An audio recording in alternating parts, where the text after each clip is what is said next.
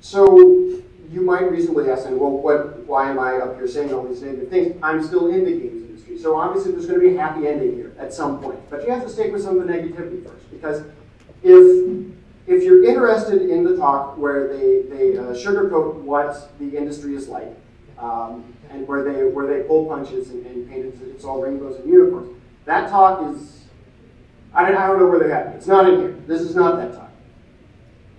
So just to get a clear picture here, a show of hands, who here is interested, or maybe was, say, 90 seconds ago, in getting a career in the games industry?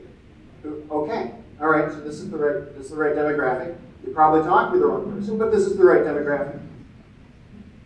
So who am I? My name is Keith, and I've been in the industry about 15 years. Started off as a lowly programmer via my computer science degree that I got at UW-Milwaukee. Panther Prime, there's some support. They're both people. Yes, Keith. Excellent. All right. Mine, not overly recent, but that's okay. I worked right out of college. I got a job at a mom and pop company in Madison. Worked there for a year and a half, and then went to Raven Software, also in Madison. I worked there for about 12 years.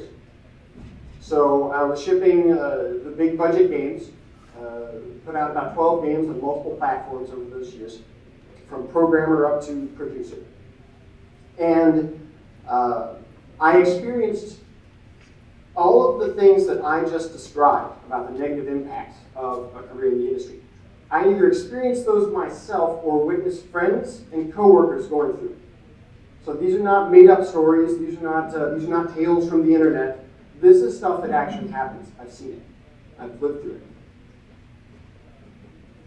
Why I do what I do. So I am a production consultant. So what that means is I talk to people about how to improve their studios, how to improve the culture of their company, how to treat their employees better, how to manage their teams better, how to improve production efficiency, those sorts of things. And I do that because when I was at Raven, there was a particular night, there was some enforced mandatory overtime. I had gone home, had dinner, put the kids to bed, and came back at work, and it's 11 o'clock, it's midnight.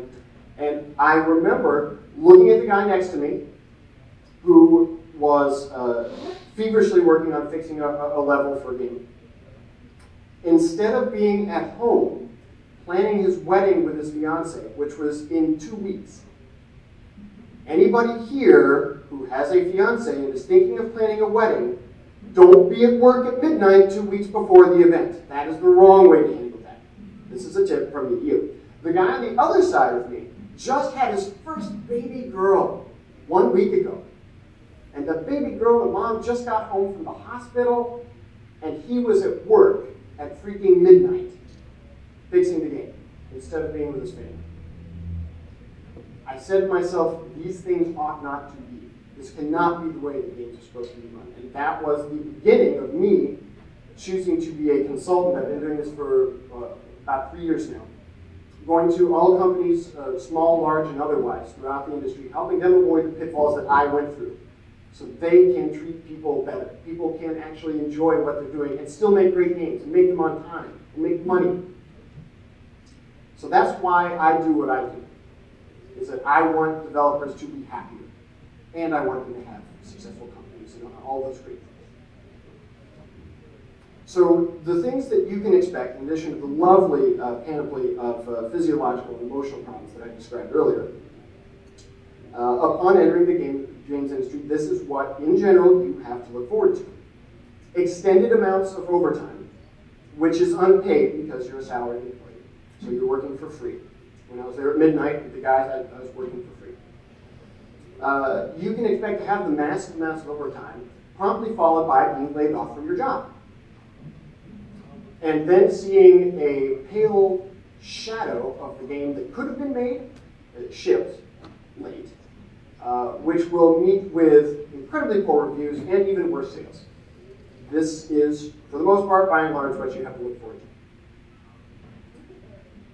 So when you're talking about video game development, and I'm painting these with broad strokes, I'm talking about two basic categories of companies. So the first, we're going to talk about is reminiscent of where I worked. You're talking about companies that probably, if you see an ad for a game on television, or you see an enormous 20-foot wide banner for one at Best Buy, the companies that made that, we're talking about big companies.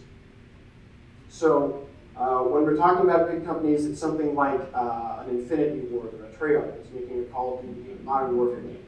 You're talking about BioWare that's making Mass Effect, something like this. Hundreds and hundreds of people. So the entry-level situation, and a lot of people have been talking in the past 24 hours about what this looks like. So I'm really echoing a lot of what you may have heard elsewhere. The entry-level situation at a company, not unlike this one, is that you will be a specialist. And the reason for that is they have hundreds of people already on a project. They don't need someone that can do a lot of things. They need somebody to fill this specific role. You will enter as junior engineer level 1. And if you're lucky, after several months, possibly years of exemplary performance and having been laid off, you will attain to the lofty role of junior engineer level 2. Followed by level 3, at which point you're no longer junior engineer, you're just a regular engineer, level 1, level 2, level 3, and then years later, you're senior engineer, level 1, 2, 3. If you haven't been laid off by then, but you will have, so don't worry about it. You don't have to worry about that. When you're in a situation like this, you are by and large a cog in a large machine. There are hundreds of people working on one game, and you are one of those hundreds of people. If your goal upon entering the industry is, I want to be part of the creative process. I have dreams, I have ideas, I have visions, I need a net around my head to contain all the great ideas that are coming out. I want to help craft these, don't go to this company. Give you an example. So Assassin's Creed 4 is being worked on by Ubisoft. The CEO of Ubisoft recently came out in the news a few weeks ago and he said, yeah, we have 9 studios working on Assassin's Creed 4. So to paint a picture of that for you, if you look at each one of those studios, assume it's about the size of where I work, Raven Software, then that averages out to 1,000 people working on one game. I could talk to you about the logistics and the financial nightmare of what that looks like later, but 1,000 people working on one game. So of the 300 artists that are on that title, how much input will one of those artists have? So that's the picture that you're looking at. When we're talking about a big company, that's where you're headed. Now on the plus side, there is, as someone else pointed out, there's a reality that, hey, probably your paycheck won't bounce at the end of the week. Okay, so that's good. There's a certain level of reliability to working for an established company. But hey, you have no job security. You mentioned layoffs earlier. That's something that happens all over the show. Just this year, talking just in 4 months, we've seen studios, the likes of which you're describing, just flat out closed. Everyone's out on the street. We had EA just a couple weeks ago lay off 200 plus people in Montreal. Before that, they had another round of several dozen. Activision thoughtfully waited until Time Zone Studios finished Deadpool and then kicked that team to the curb. So this is all just within the past 4 months. If you're looking at a big company, you see an ad on television and think, that's what I want to do. You're thinking of one of these companies. The picture I just painted for you is where you're headed. The alternative, by and large, broad strokes painted here, is you can work at a small company. Now there's certainly a different picture here to be painted. Small companies, these have sprung up by the dozens in the past few years with the advent of the low barrier to entry for putting out mobile games, flash games, and these sorts of things. So many tools available for so cheap. It's maybe a 5-person, just kind of paint the picture, maybe 5-person, 15-person company that you're talking about. And 15 would actually be pretty basic in modern era. And in this company, you have much more of a say in what's going on. If you want to be part of that creative process, okay, this is more along the lines of where you should be headed. Your entry-level situation here is more of a generalist, and the reason there is you will be hired to be the server engineer, the back-end engineer. But you also need to be doing the game scripting, the concept art, and probably be the community manager. You're in a small company, you only have so many people, and you've got a lot of stuff to do. So that's the scenario that you're headed towards with a smaller company. You probably have more input, have a little bit more creative say. You'll wear a lot of hats. Oh, and by the way, you have no job security. This, at least, we have in common with the big companies. You don't hear about it as much, but these studios close all the time as well, or have layoffs, which seems a little crazy when you have 5 people. How many can you lay off? That's why it doesn't get in the news when there's a layoff of 2 people from a 5-person company. But it happens all the time, nonetheless. Your job security here, pretty minimal, actually. So when we're talking about the sorts of problems, and I've described a lot of things here, the problems that you will see systemic to the industry, by and large, that's a type of issue.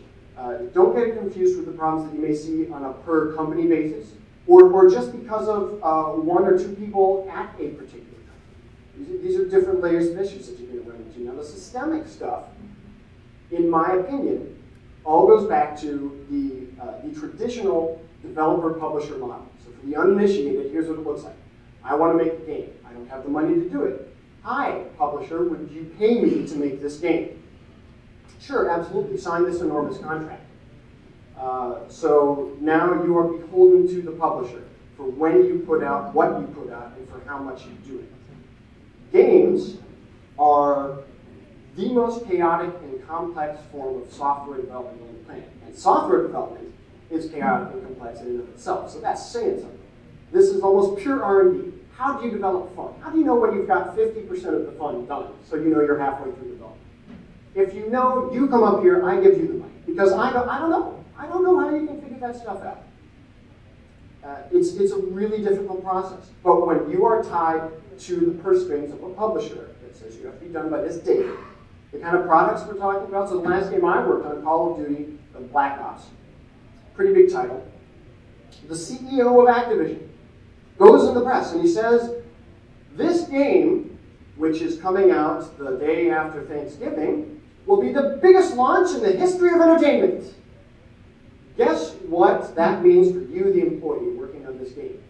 It's gonna freaking come out the day after Thanksgiving. And it does not matter how buggy it is today, how often it crashes, how little fun it is, or how far it is from being finished. It's going to come out. And the first line of defense of any project manager out there in the industry is, well, you already work here, I'll make you work more. Close second is, let's just throw more people on the problem and then make them work more too. So those are kind of the two routes that people usually go. That is at the heart of a lot of the problems that we see. That set a standard for behavior at game companies that has resulted in all of the awful things that I painted for you earlier. So those are some of the systemic issues that you're likely to see that everybody has to deal with now. These per studio issues that you're going to see. You will have issues with the fact that the person who started the company had no prior experience running a company. That happens a lot. But may not even have any concept of how to lead people. Sadly, this also happens a lot. The studio may be run based on nepotism, really. Are you a family member or are you a close friend of mine? Well, then you get promoted. If you don't, well, you slave away your time. These are things that you'll run into on a per studio basis. Not necessarily an industry-wide thing, but be prepared for it. Now, the individual problems that you run into, this is not specific to the games industry. You'll find this anywhere that you get employed. You will have to deal with incompetent leaders. You will have to deal with prima donnas, God's gift to programming. You will have to deal with bad habits. You can work in a phenomenal environment, and there can just be one person out of dozens that has a crummy attitude, and now nobody wants to work there. These sorts of things are commonplace pretty much in any place of business, things you need to be prepared to deal with. Now, talking about the overtime issues, talking about crunch, which is the mandatory vast amounts of overtime, it's unpaid overtime. These things we'll put in the category of crunch time.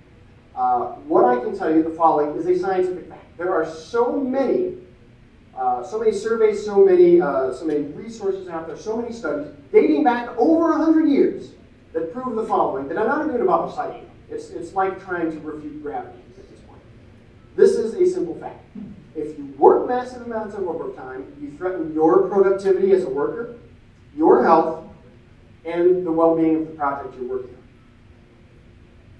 That having been said, almost anywhere you work, you will be shunned by your coworkers and looked down upon by your boss if you don't work massive amounts of overtime. If you don't do what I just said is awful, you're a bad employee. This is, again, the legacy of traditional game development. And it's horribly, incredibly wrong on every conceivable level. And we're going to talk about what you individually can do to change that in a little bit. When, a wonderful slide here. Yeah, so these folks, LucasArts, this is another group that had the AAA, the top tier budget kind of aspirations in history. A lot of experience, these guys. They were just all put out on the street a little bit. They were kicked to the curb. Disney closed down LucasArts, the entirety of it, done just a couple weeks ago. And these guys put out what is termed a eulogy. They basically said, hey, this company is having a funeral. We're going to talk to people about what the company was like. And they talked about the great people that worked here, the history of these great projects, and it's all true. But what they also said was that you never ceased pouring out your passion. The milestones never let up. Marriages fell apart.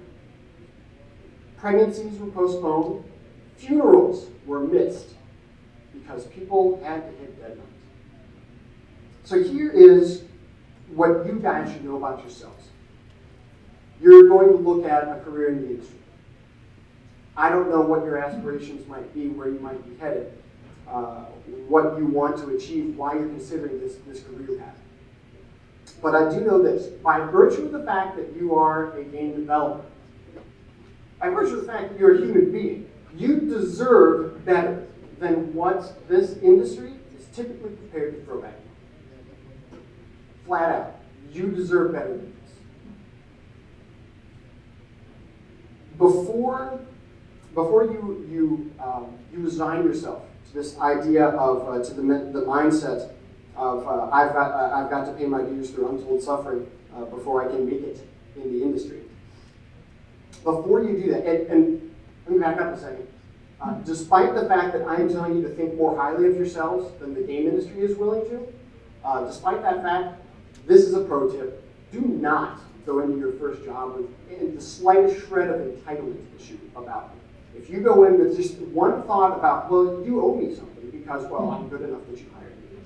That is the singularly quickest way to tick off everybody responsible for hiring you, and more importantly, everybody who wants to fire you. Don't do that. Entitlement issues, bad. Cross that off your list. Having said that, back to the top. Before you succumb to this mindset, though, of I've got to slave away in the dungeons, and I've got to sweat blood and these sorts of things, actually consider your rights as a person and your self-worth. We had a fantastic talk in this very room yesterday, Justin Beck, per booth here in town. And he was talking about the value of making a decent salary at a miserable place versus a smaller salary but having fun. You can't buy back the hours that you spend in a place that makes you miserable, or a place that treats you like junior engineer level whatever. So what I'm going to tell you is you need to know about your values. Why are you doing this? Why are you considering this career in games? Whether you are interested primarily in having that creative input, whether you just want to, you flat out want to make a ton of money. Someone's making $1 billion every Christmas and I want a piece of it. These are all legitimate reasons. This is America. It's land of the free, home of the footlong hot dog. If you want to do any of those things, go right ahead, absolutely. But know why you're doing it. And then understand what the values are of any company at which you are applying. Any company that you're considering working for. I want to work on Call of Duty, I'm going to apply at Infinity Ward, Treyarch. Know what they stand for. Know why they're there. I asked Justin when he was up here yesterday, he had this Q&A opportunity. I said, Justin, what are the values of your company? Per Blue, mobile company in Madison. And he said 3 things. He said, we want to make fun games, and we want to treat our people well, and we want to make money. In that order, those are our 3 things. Those are our values. Great. A lot of companies, and as a consultant, I have talked to 60, I don't know how many, 60 some odd companies over the past couple of years. They were not all paying clients, otherwise we would be having this conference on my moon base. But I talked to over 60 companies. And it is surprising how few leaders can actually tell you what the values of their company are. But this is something that is critical for you to understand. I had a great experience at one client a while back. I asked the CEO, and I was expecting him to kind of do the usual thing when I asked about values. But he flat out said, sustainability. That is the value of my company, sustainability. I want, for me, for everyone who works here, I want to be able to retire from this company. And so I make choices about the projects we work on, who we hire, how many people we hire, to make sure that we are sustainable. And that doesn't mean he's betting the farm on the next big Minecraft or whatever. That they take lots of smaller jobs, maybe don't have awesome margins or whatever, but they can keep in business. And that is his goal. It's not to be an innovator, a creative leader. And if that is your goal, I want to work in games. I don't have to work on the billion-dollar smash hit, but I would like to keep a job. Great, that's your value. That's this guy's value too. You should apply there. Here is a fantastic example of values. Sadly, it's not a game company, but it's a wonderful picture, and it's really, I think, very colorful. So I put it up here. It's a place called ZocDoc. It's a startup. They do great things in helping you get appointments with doctors or something. But the reason that this is up here, this is in their office. Where they do interviews, everybody who comes in has to walk by this post that clearly states in gorgeous colors the values of the company. Top to bottom. Top priority, low priority. Everybody knows this. So when we're talking about values, know yours and know the company's values at which you might be applying. And personally, I think it would be awfully telling if you get a phone interview or an in-person interview and you ask them what are the values of your company and they can't tell you. That should probably have an impact on your decision whether or not you want to work there. Now, when I'm talking about your self-worth and your rights as an employee, that means don't stop at, they offered me a job! No, that's not a good enough reason to work there. Because these people might be putting you in a dungeon as soon as you don't know. So the value situation, really important. So that is what I want everybody here to take away, is that you are worth more than the games industry has traditionally been willing to give you. And how you can fix that is knowing what's important to you, know what's important to the companies at which you might apply.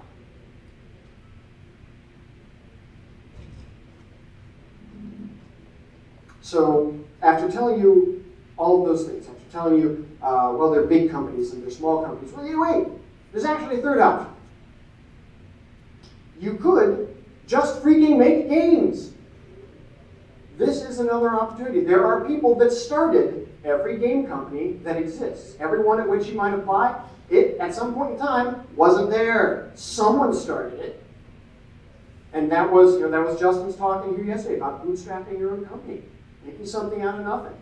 Now, that sounds, I'll be honest with you, I've been in the games industry for 15 years. I have my own company now. You're looking at 100% of the staff.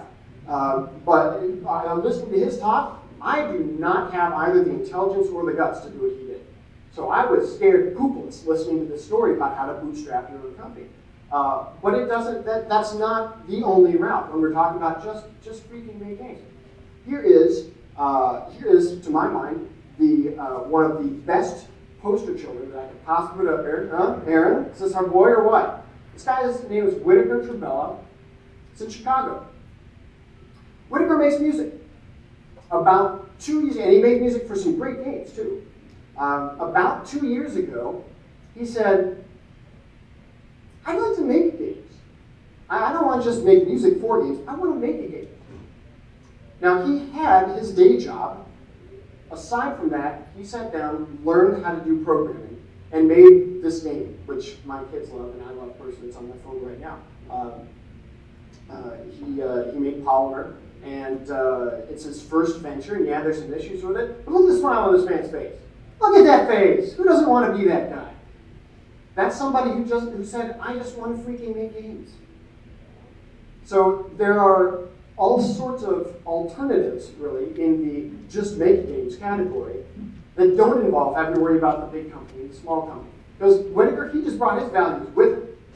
Whatever he thinks about monetization models or how long he should be working or whether or not he has to see his wife at the end of the day, he gets to make those decisions. You can too.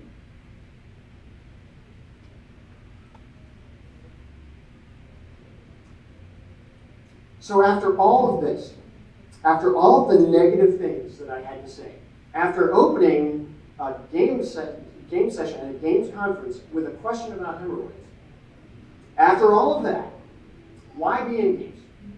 After all these incredibly negative things, all the environment, the incompetent leaders, the questionable business decisions, all this stuff, why would you want to be in games?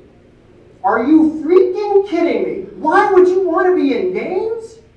Aside from the fact that there is apparently a ton of money to be made out here, like $1 billion every Christmas, I can go back. You want to make games? Look at this man's face. Why make games? It's worth it. It is worth it. Now, it's not worth selling your soul or forgetting what your family looks like or never seeing the sun. It's not worth that. Okay? But there are some fantastic things going on in games. If your desire is to fix real-world problems and deal with serious issues, there are games out there, companies devoted to doing just that. If your desire is to be on every phone in every pocket on the planet, there are a few games that have reached that goal as well. And you could do that.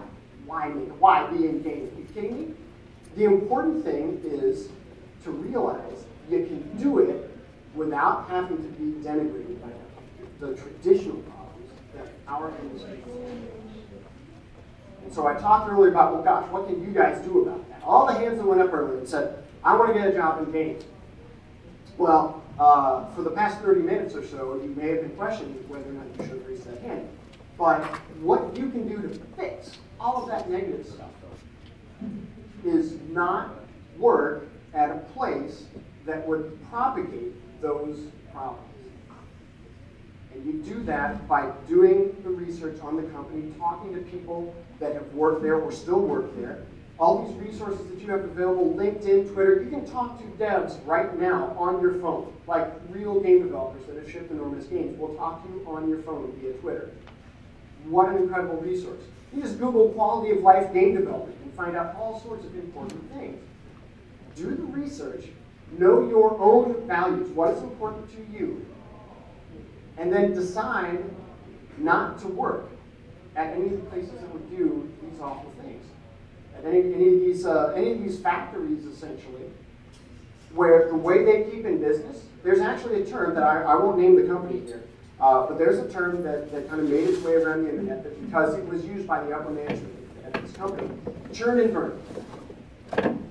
The top management of this company said, this is really how we're going to run the place.